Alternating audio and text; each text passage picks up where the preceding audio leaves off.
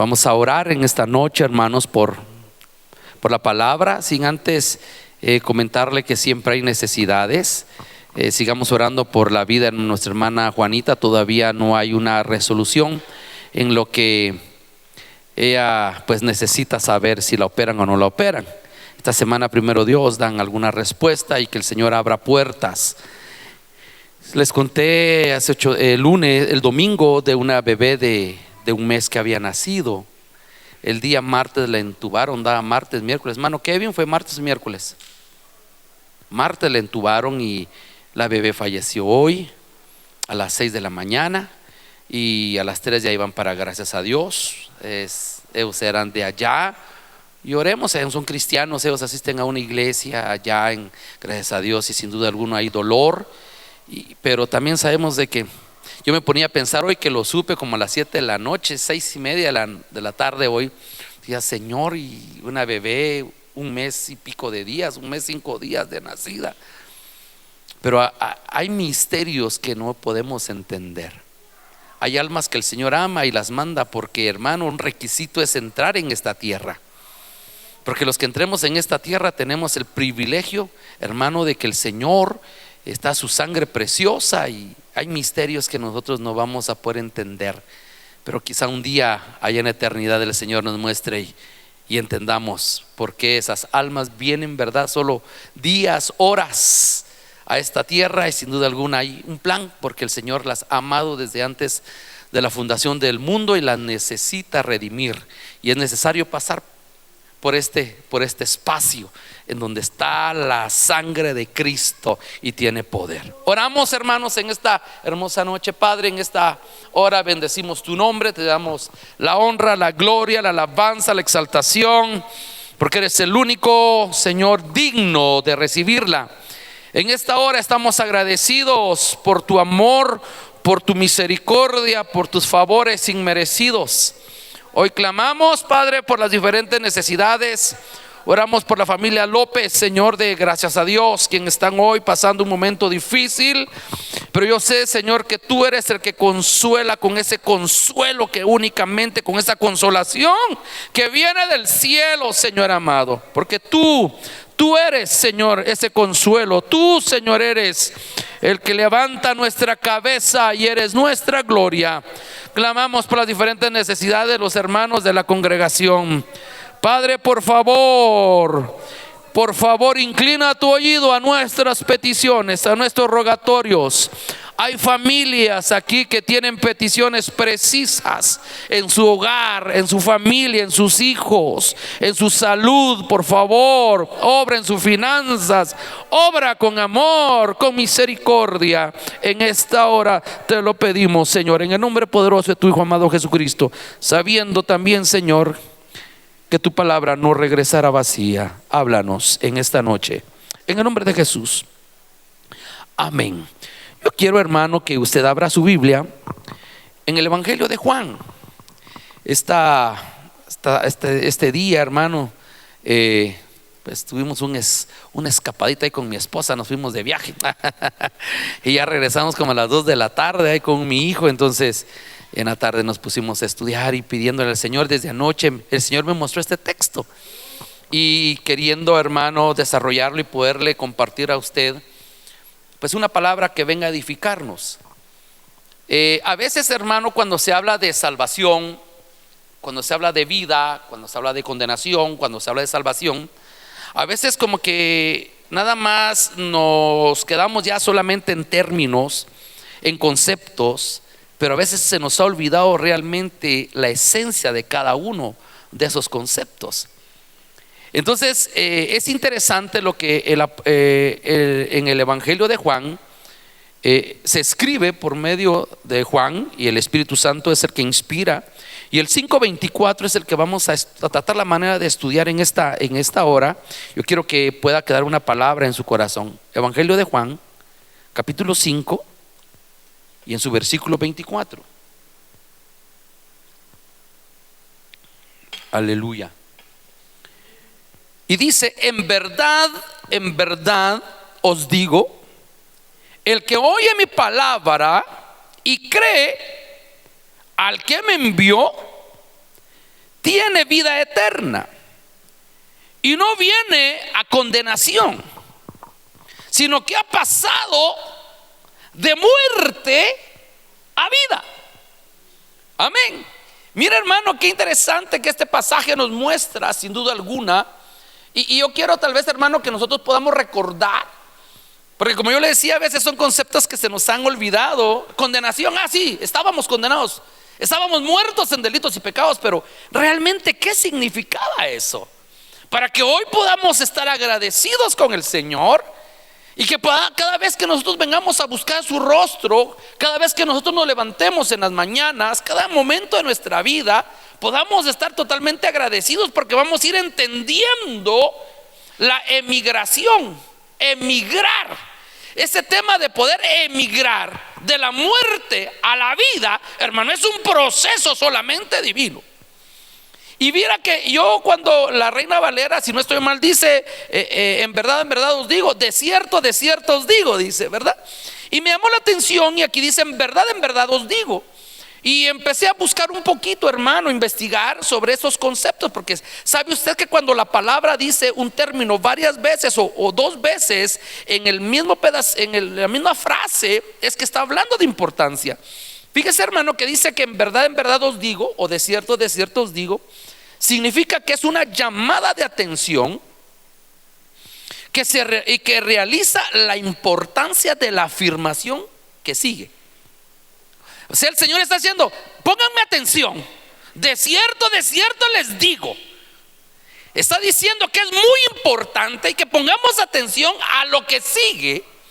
También puede decir, dice, presten atención a lo que les voy a decir. Les aseguro que es una verdad muy importante que deben saber y considerar. Me gustaron esos términos. Viendo esto, entonces, hermano, este texto nos habla que debemos de poner atención, porque habla de dos, hermanos, de dos destinos del hombre: el destino de la muerte y el destino de la vida. Amén. Hay, hermano, este tema es de vida eterna o de condenación y muerte. Ahora, es interesante, hermano amado, ver cómo la palabra nos muestra y nos dice al final, hermano, que el que oye su palabra y el que cree el que lo envió, ese hombre, esa mujer, va a tener una transición, va a emigrar de un reino a otro, de un estado a otro estado. ¿Y por qué a mí me llama la atención eso de emigrar? Porque hoy vamos a hablar de cómo fuimos nosotros en la misericordia del Señor migrados de un estado a otro. Y emigrar, hermano, significa, hermano, dice que es que una población pueda ser trasladada, ¿sí?, de un lugar a otro. Entonces, fíjese, hermano, que hoy vamos a hablar un poquito de cómo el alma puede emigrar de un proceso de muerte a un proceso de vida. Y esto es lo que a nosotros ya nos pasó. Pero considero, hermano, que muchas veces nosotros hemos tomado muy a la ligera este proceso de emigrar de muerte a vida. Y fíjese, hermano, que cuando yo quiero hablar un poquito, hermano, y estaba investigando hoy en la tarde el proceso, y dice que hay una muerte y una condenación. Hoy voy a hablar un poquito sobre el estado de la muerte. ¿Qué éramos nosotros? ¿Qué estado estábamos nosotros? La muerte dice que es el nombre que se le da al país donde nosotros habitábamos. Un país de muerte, un país de perdición. Era una ciudad, hermano. El mundo es una ciudad de perdición. Y la palabra dice, hermano, que todos fuimos destituidos de la gloria de Dios. Y cuando nosotros entramos a este mundo, hermano, automáticamente, por la genética heredada de Adán, hermano, viene el pecado en nuestras vidas. Y venimos nosotros, hermano, a un lugar de muerte. Pero, hermano, si yo le pudiera preguntar a usted, ¿qué era estar de muerte? ¿O qué era estar en ese estado de muerte? Yo le quiero hablar de tres cosas que nos habla la muerte.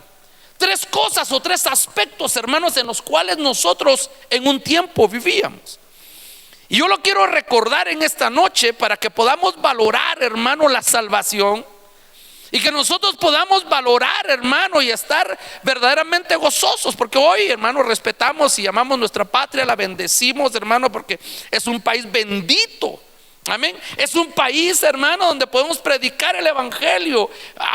Por el momento lo podemos hacer, hay libertad de culto, hay libertad de expresión, hermano. Pero eso no es la verdadera libertad. ¿Sí? Hay hombres que solo tienen existencia. El mundo solo tiene existencia, pero no tiene vida. Tiene vida existencial, pero no tiene vida de Dios. ¿Y qué era, hermano? ¿Qué representaba estar en la muerte? ¿Qué representaba estar en esa ciudad de perdición? Ahí de donde nosotros fuimos rescatados. Fíjese que el primer aspecto que yo podía encontrar es que es un país, la muerte es miseria. Fíjese que interesante, porque miseria o miserable significa, hermano, que todos éramos culpables delante de Dios. Hermano, cuando nosotros estábamos sin vida de Cristo, sin que el Espíritu Santo viniera y tocara, redarguyera nuestro corazón, nuestra condición era miserable. Porque ahí así es, hermano. Ese mundo, ese sistema es miserable. Ese mundo nos hablaba de que estábamos condenados. Estábamos, hermano, bajo la sombra no del Altísimo. No estábamos bajo la sombra del Omnipotente. Estábamos bajo una sombra de muerte, de condenación. Y fíjense que cuando abro yo mi Biblia, hermano, en el libro de Efesios, en su capítulo 2, en su versículo 12, podemos ver la miseria que era nuestra vida. Porque era una vida sin esperanza. Era una vida, hermano amado, sin Dios. Y fíjense que 2:12 nos habla y dice el 11: recordad pues que en otro tiempo vosotros los gentiles en la carne, llamados incircuncisión, por lo tal llamado circuncisión hecha por las manos hecha por manos en la carne, recordad que en ese tiempo estabais separados de Cristo, excluidos de la ciudadanía de Israel, extraños a los pactos de las promesas, sin tener esperanza y sin Dios. ¿En dónde? En el mundo de muerte. Esa era nuestra condición, hermano. ¿Y por qué yo quiero hablar en esta noche, hermano? Para recordar de dónde el Señor nos ha sacado. Recordar que éramos. Y poder hoy entender nuestra posición, no para que haya orgullo en nuestro corazón, Dios nos libre, sino para entender y valorar verdaderamente el sacrificio de Cristo en la cruz del Calvario.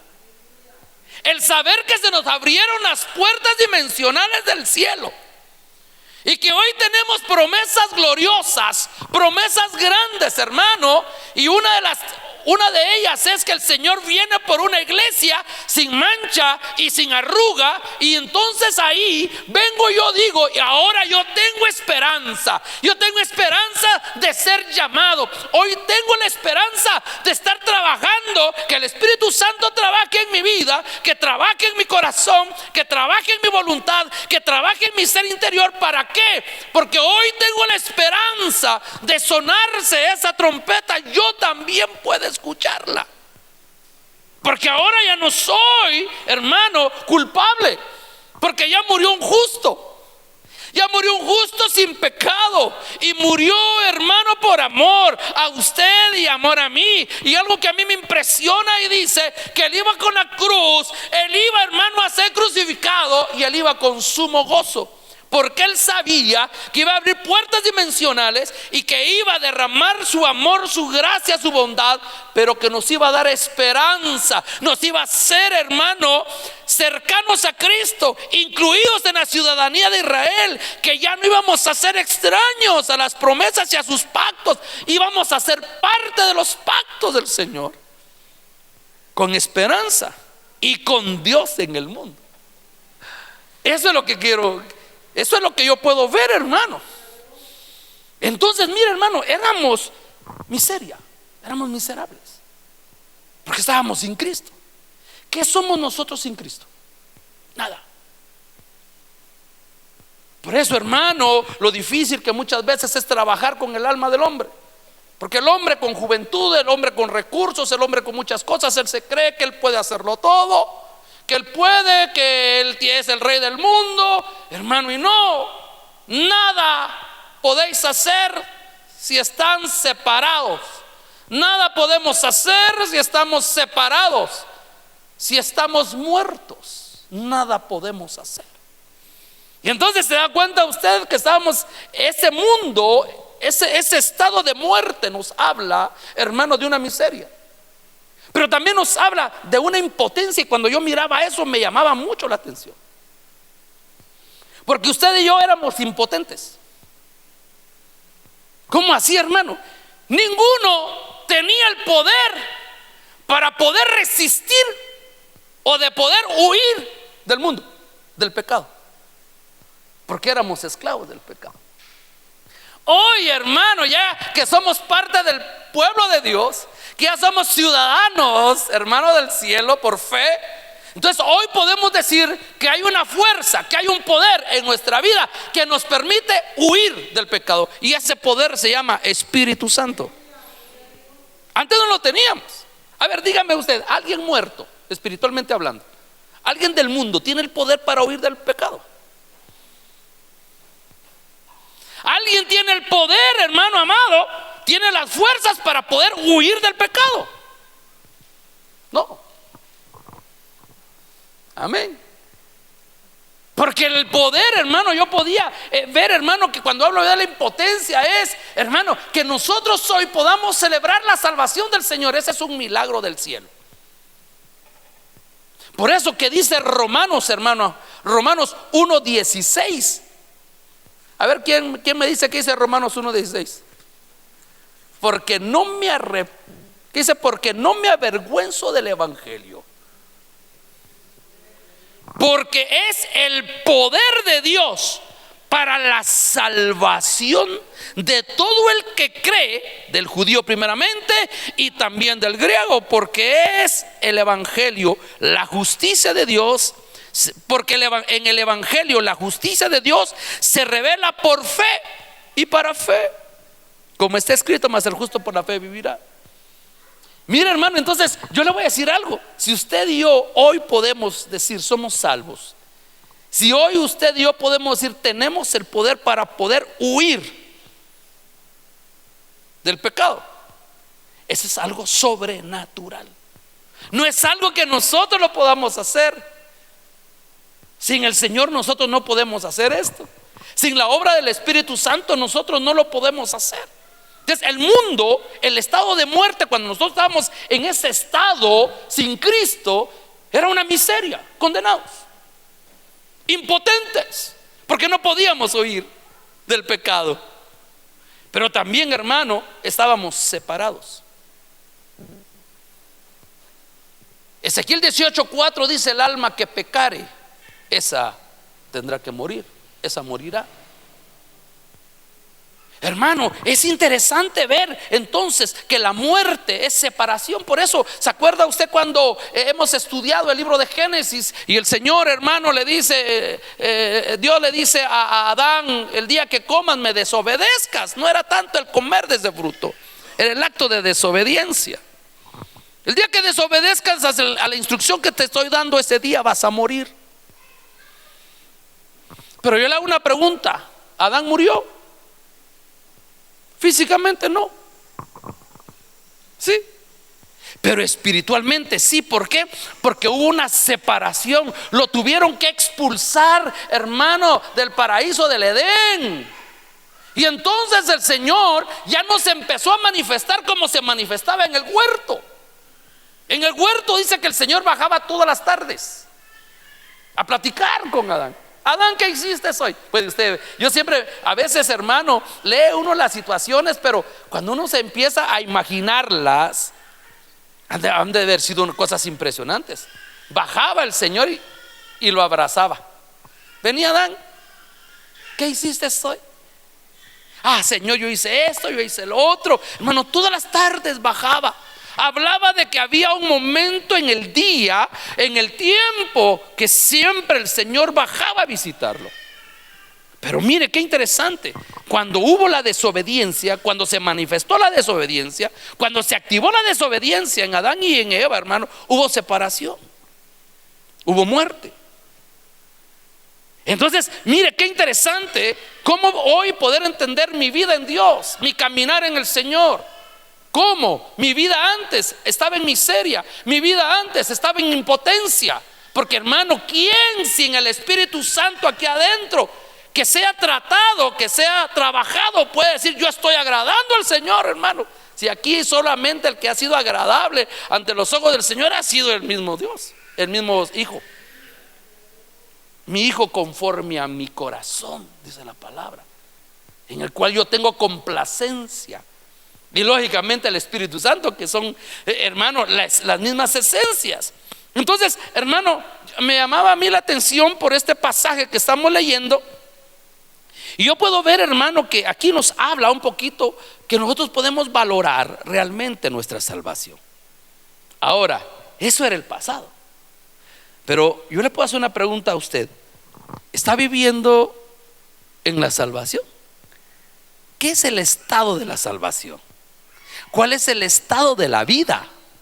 Porque ahora hemos pasado, hemos emigrado de la muerte a la vida, ¿sí o no?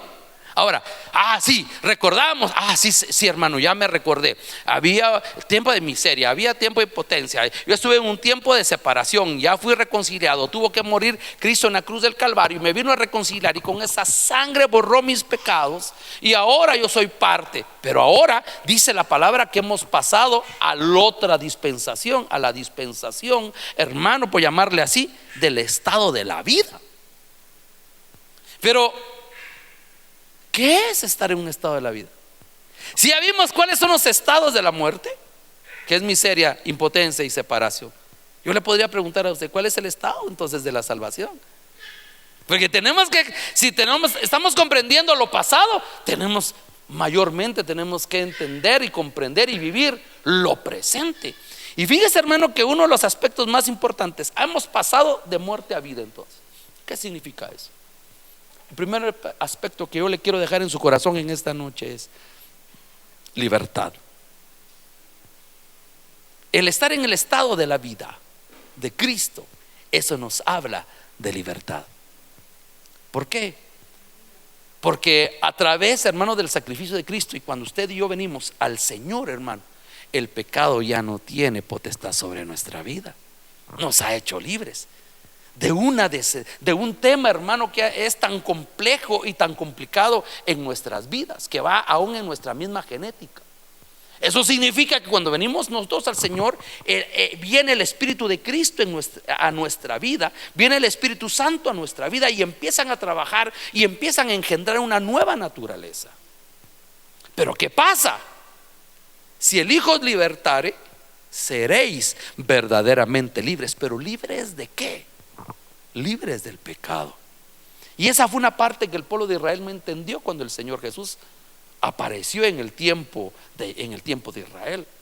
Porque ellos sabían que venía un Mesías, ellos sabían que venía un rey, pero ellos pensaban que venía un rey, hermano, para hacer un movimiento social, para cambiar el gobierno. Porque usted sabe que Roma era la que tenía esclavizada a Israel, ¿sí? Entonces ellos pensaban, va a venir Jesús y va a venir el Mesías, y ese Mesías va a ser nuestro rey, y lo que va a venir a hacer va a venir a quitar a Herodes, va a sacar a los romanos de aquí, nosotros vamos a empoderarnos y nosotros vamos a hacer ahora, no, nadie nos va a gobernar. No, el Señor venía a liberarlos, pero del pecado, que es una situación más importante. Yo no critico, hermano, pero hoy cuánta gente pide libertad, ¿verdad? Han estado pidiendo situaciones en las plazas, tanto movimiento social de la liberación, que ya no quieren corrupción. Pero hermano, ¿cómo se puede erradicar la corrupción? ¿Cambiando gobierno?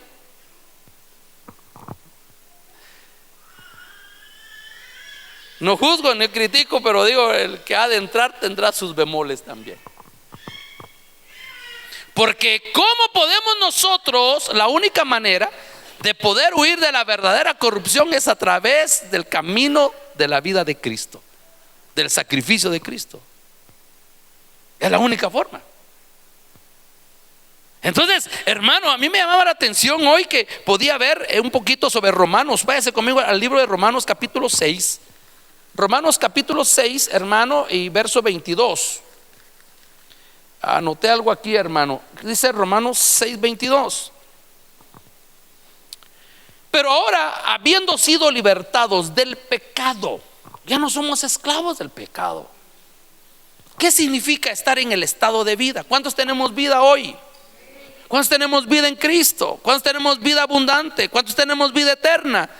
Ay, hermano, yo tengo vida eterna. ¿Y qué significa eso? ¿O cómo estamos viviendo? Estamos viviendo en primera instancia liberados, en libertad del pecado. Pero ahora, habiendo sido libertados del pecado y hechos siervos de Dios, tenéis por vuestro futuro. Oiga, mire qué interesante. Como ahora ya somos libres del pecado, ¿cuál es la forma de caminar? ¿Cuál es su mañana? A ver, todos nos preguntamos, ay, mañana ¿cómo nos irá a ir? ¿Sabe cómo nos va a ir mañana? Bien, hermano, porque Él es nuestra esperanza. ¿Y a las hermanas cómo las ir mañana? Bien, porque van a tener su culto mañana a las 7:30.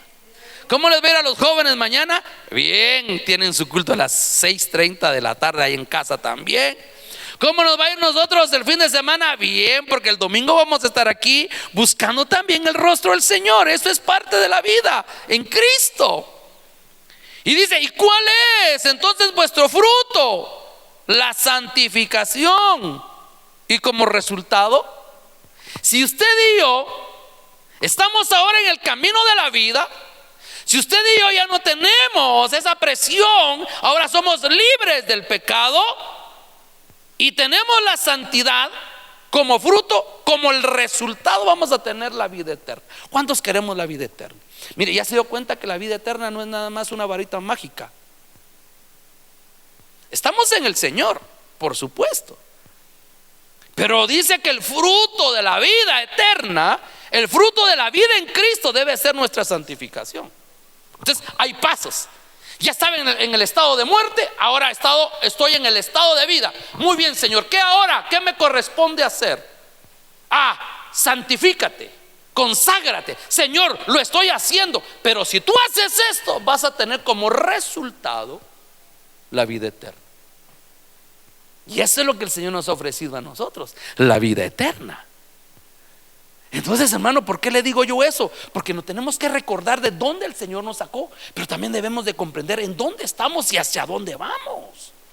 Porque, hermano, ahora yo le pregunto, si alguien no se está santificando, ¿va a tener como resultado la vida eterna? Pregunto, si alguien no se está santificando, ¿tendrá como fruto la vida eterna? Qué difícil, ¿no?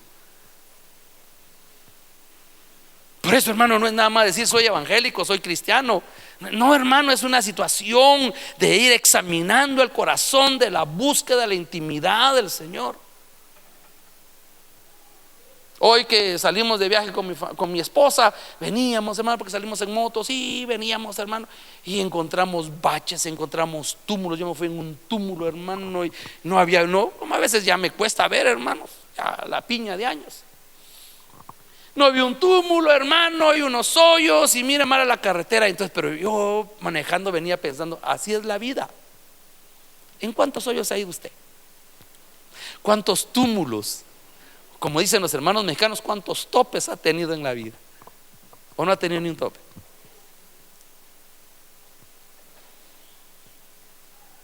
¿Sí? Fíjese que, hermano, salimos, nos fuimos como a las 8, fuimos a Quiché. Fuimos a desayunar allá, fuimos. Y vio por el tema de mi columna, llegué nítido, pero de regreso, hermano, no aguanté. Ya así como unos 15 kilómetros aquí en la estancia, busqué un lugar, ya no les dije, ya no aguanto. Y tomé mi reposo, fíjese, y me acosté en una acera, ahí en una gasolinera, pensando en el Señor. Hermano, a veces uno se cansa. El caminar no ha sido difícil para usted. ¿Qué baches? ¿Qué túmulos, qué topes ha tenido usted en su camino? Muchos. Pero yo le voy a decir algo. Yo dije, estoy cansado.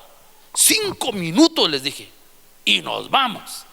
Porque yo me hubiera querido quedar ahí reposado. Ahí estuviera todavía, hermano, acostado. Bueno, estaba abajo de un palo, hermano. Imagínese tener una tienda a la par. Solo era de pedir Coca-Colas y de pedir golosinas y de pedir un montón de cosas. Pero no era ese mi habitar, no era ese mi destino, no era esa mi meta. Mi meta era llegar a casa. Y vine un poco cansado, hermano. Pero mire qué satisfacción cuando me bajé de la moto y entré a la casa. Qué rica sentí yo la casa. Qué rico vamos a sentir usted y yo cuando entremos a nuestra verdadera casa, hermano. Yo conozco la casa de todos ustedes y todas las casas son lindas y se siente paz. Y usted se siente feliz en su casita, de un cuarto, de 2 cuartos, de 5 cuartos, como sea su casita. Es lo que Dios le da. Y uno se siente feliz con lo que Dios le dio a uno, ¿sí o no? Imagínense cómo será la casa, nuestra verdadera casa. Que dice la palabra que nosotros vamos a regresar a la casa del Padre. Cuando usted entre a esa casa y que nos vuelvan los recuerdos, ¿verdad, hermano? Y cuando, si yo soy de aquí, con razón, ahí en el mundo no me sentía nada cómodo. Era bonita la tierra, era bonita la samar. Mire, hermano, encontramos unos paisajes, hermano, unas cosas impresionantes. Y le dije, ¿hoy fue? Y ayer que fuimos a hacer unos mandados con mi esposa, fuimos por el Libramiento. Pero qué bonitos paisajes hay por el Libramiento, hermano. Había unos rayos impresionantes de colores, hermano. Mire, una cosa impresionante. Eso no se compara a lo que el Señor ha reservado. ¿Qué quiso decir el Señor? Voy a ir, le conviene a ustedes por 2 cosas. Uno, porque tiene que venir el Consolador. Pero la otra, porque les voy a ir a preparar morada. Les voy a ir a arreglar la casa que un día dejaron, que un día deshabitaron, pero que ahí está su lugar y que ustedes van a regresar, porque mi deseo es que ustedes estén donde yo voy a estar eternamente y para siempre. Entonces, ¿por qué le digo yo eso? Porque la palabra me está mostrando que el fruto de la santificación es la vida eterna. Por eso es la invitación nuevamente. Busquemos la santificación. ¿Qué más? Entonces, en el estado de vida, hoy que estamos en ese estado de vida, hay liberación. 2, hay plenitud. ¿Será que somos plenos? No, hermano, es que fíjese que a mí me hace falta novio. No, hermano, es que a mí me hace falta 1,000,000 de quetzales. Y mire, hermano, cómo es el complejo cuando uno habla de la plenitud. Porque podríamos hablar y decir, Cecia, para ti, ¿qué es la plenitud? Ella a su edad, ¿verdad? Cronológica, pues mire, hermano, la plenitud para mí es tal situación. Pero yo le digo al hermano Germancito, un hermano amado, anciano de la iglesia, hermano, ¿qué es para usted la plenitud? Nos va a dar otro concepto. ¿Y usted qué es la plenitud? Y cada uno de nosotros podemos empezar a dar puntos diferentes, hermano. Es que mi plenitud va a ser cuando yo encuentre una casa. Hermano, la plenitud yo lo voy a sentir cuando yo saque un carro de agencia, de la agencia. El día de la plenitud va a ser cuando mis hijos se casen y ya no estén en la casa. La plenitud mía va a ser, hermano, cuando yo me case. La plenitud mía va a ser cuando tenga nietos. Y están crudos las cosas aquí conmigo. Cada quien tiene su plenitud. Pero cuando estamos hablando de la plenitud, hermano, es más allá de la existencia. Hoy hay muchos hombres, hermano, pero sin vida de Dios, sin plenitud. Y cuando yo hablo de plenitud, hermano, estoy hablando, hermano, de todo. Y encontré este concepto que me gustó. Es todo aquello que anhela el alma, pero que es puro y santo. Entonces ahí sí me cuadraron. La plenitud en Cristo es que seas bendecido. La plenitud en Cristo es que sabemos que hay esperanza. La plenitud en Cristo es saber que tú y tu casa serán salvos. Yo y mi casa serviremos a Jehová. ¿Cómo es ese texto, hermano? Dice que la casa cree solamente y serás salvo tú y tu casa. Esa es plenitud. Yo lo puedo ver como una plenitud porque es una bendición. ciertamente el Señor cumple deseos de nuestro corazón. Si usted está pidiéndole al Señor una casa, otra casa, el Señor se lo puede cumplir, hermano, eso no tenga pena. Pero yo voy al tema, hermano, de ver qué es aquello más que hay en el Señor. Por eso, hermano, yo lo puedo asociar con este texto que es Juan capítulo 10 y su versículo 10. Usted sabe que dice que el ladrón solo viene para robar y matar y destruir. Pero yo he venido, dice la palabra, yo he venido, dice el Señor, para que tengan vida y que la tengan en abundancia. Eso se llama plenitud. Entonces ya se dio cuenta, hermano amado, que ahora que estar en el estado de la vida, eso significa que el Señor dice: yo te quiero ser pleno. Yo te quiero ser pleno. ¿Y cuál es el punto 3 del estado de la vida? Que es la liberación o la libertad, la plenitud. Y el tercero es el gozo, hermano. ¿Cuántos tenemos gozo? ¿Cuántos estamos gozosos en esta noche? Hermano amado, el gozo del Señor, ese debe de estar siempre en nuestros corazones. ¿Cómo cree usted, hermano, que vivió el hijo pródigo cuando regresó a casa? Hermano, mire, usted puede ir de triste, usted puede ir con problemas, pero entra a un lugar donde hay un ambiente, donde hay alegría, se contagia a usted. En el mundo, hermano, iba uno amargado, triste, había marimba y por ese ratito se le olvidaba a uno, ¿verdad, hermano? Y hasta yo pago otra hora para que la marimba siga echando punta, ¿verdad, hermanos? Pero yo le digo, ¿sabe por qué se lo digo, hermano? Porque fíjese, hermano, que cuando alguien viene y viene a la vida de Cristo, hay gozo. No solo en el que recibe, al que recibe, no solo, hermano, en las personas como el Padre que recibe, también debe de haber gozo al quien están recibiendo. Fíjese que yo estaba analizando un poquito este pasaje de Lucas capítulo 15, hermano, y me llamó la atención capítulo 15, hermano, en su versículo 21. Usted sabe que ahí habla del hijo pródigo que regresa y le dice el hijo, y el hijo le dice al padre: Padre, he pecado contra el cielo y ante ti, ya no soy digno de ser llamado tu hijo.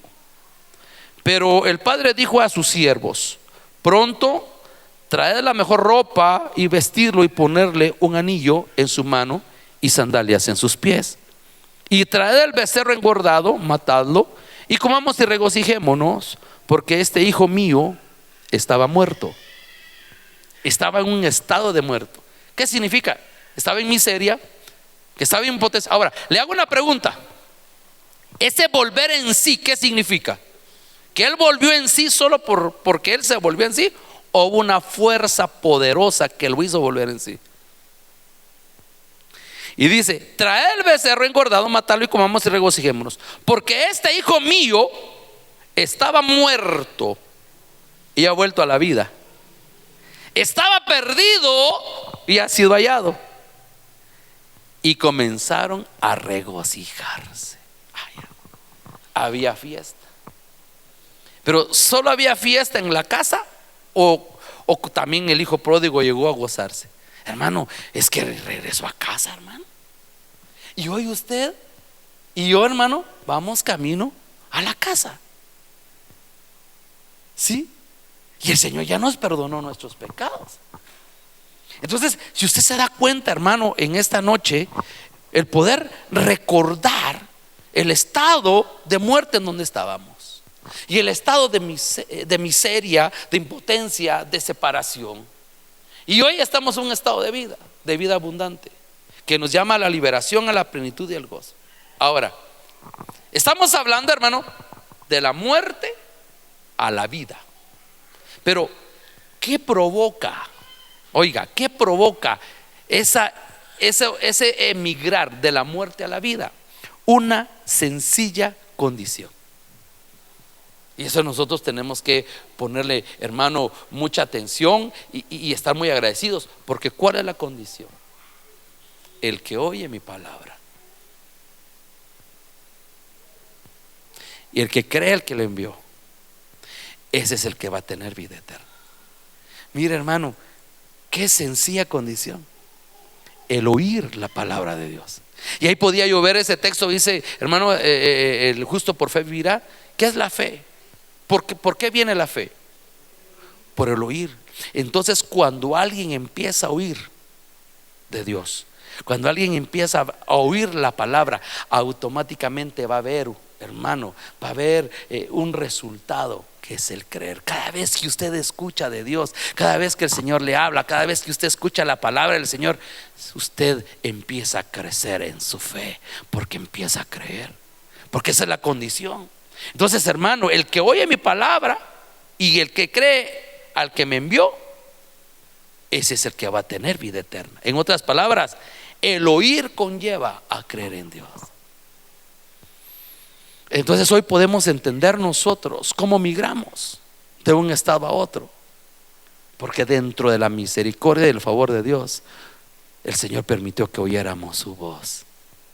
Y se acuerda usted que muchos, a ver, yo le pregunto a usted, ¿cuál es el primer mandamiento?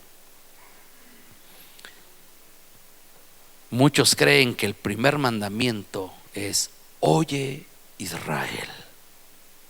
¿Sí? Usted lea eso y dice: oye Israel, y empieza el listado. Y muchos dicen: el primer mandamiento era oír. Porque usted puede tener un decálogo precioso, pero si no lo escucha, si no entiende, si no comprende, si no atiende. En otras palabras, el primer mandamiento es: pongamos atención, atesoremos la palabra del Señor en nuestras vidas, porque para usted y para mí está reservada la vida eterna.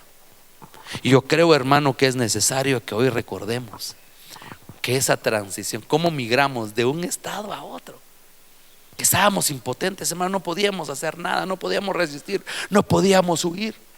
Lo que hacíamos era huir, pero así como el estilo Jonás, de la presencia del Señor. Eso hacíamos, ¿sí?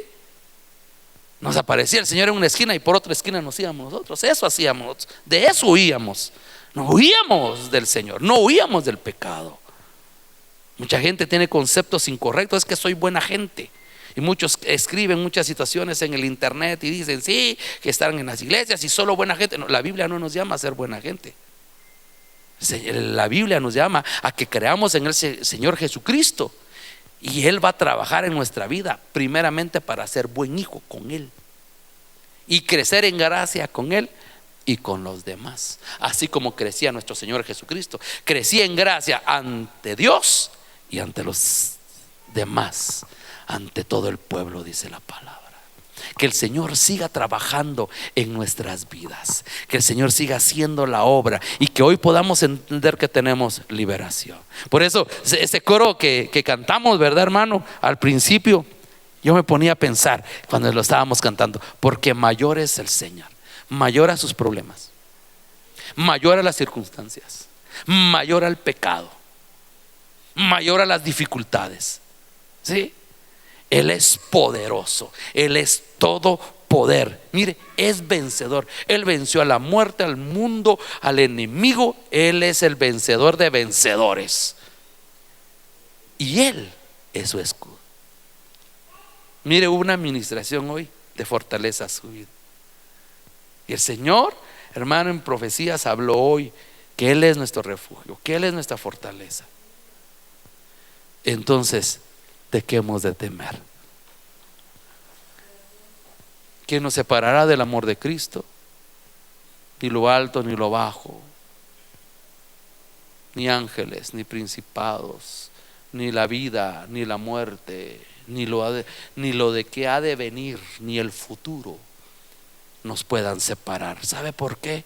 Porque vamos a entender que estamos en el estado de vida, que tenemos libertad, que tenemos plenitud y que tenemos gozo. Amén. ¿Dice usted amén a eso? Se pone de pie. Se pone de pie y vamos a orar para quedar despedidos en esta noche. Levante sus manos. Levante sus manos en esta noche.